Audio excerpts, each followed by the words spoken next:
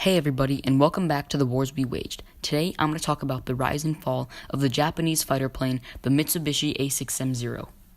Early war, this plane was pretty revolutionary, but by the end of World War II, it just turned into an annoying fly that was easily swatted out of the sky by superior American aircraft. Designed by Jiro Horikoshi, the plane was amazingly revolutionary when it came out, with arguably the largest armaments for its time.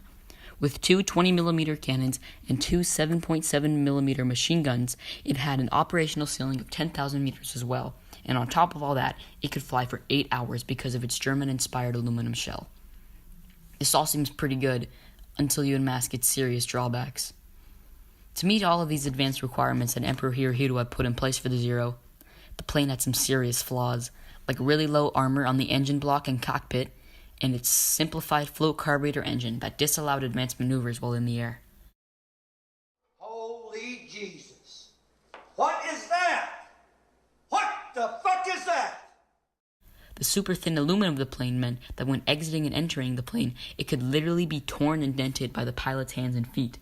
When I came across this in my research, I was honestly astonished at some of the sacrifices made for this plane. The Zero was also incredibly maneuverable, and when Pearl Harbor came around, the Americans found it kinda hard to hit these things with their less advanced P-40s and F-4F aircrafts. Potatoes! He's closing in! The Americans had trouble combating these things even into the early part of the Pacific campaign, until more effective planes were developed like the P-51 in 1942.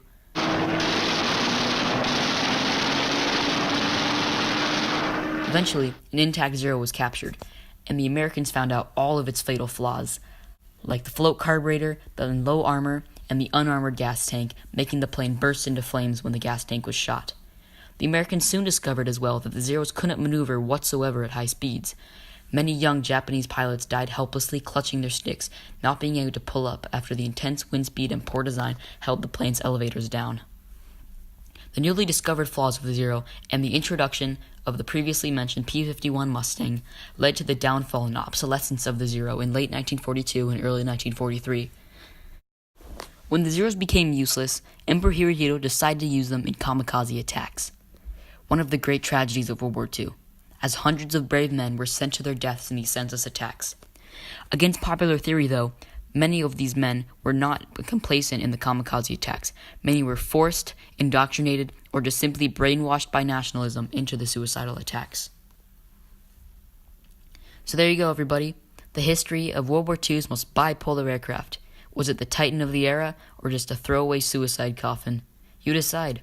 Regardless, you can't dismiss the lasting impact this aircraft had on world history and the aircraft industry. Thanks for watching.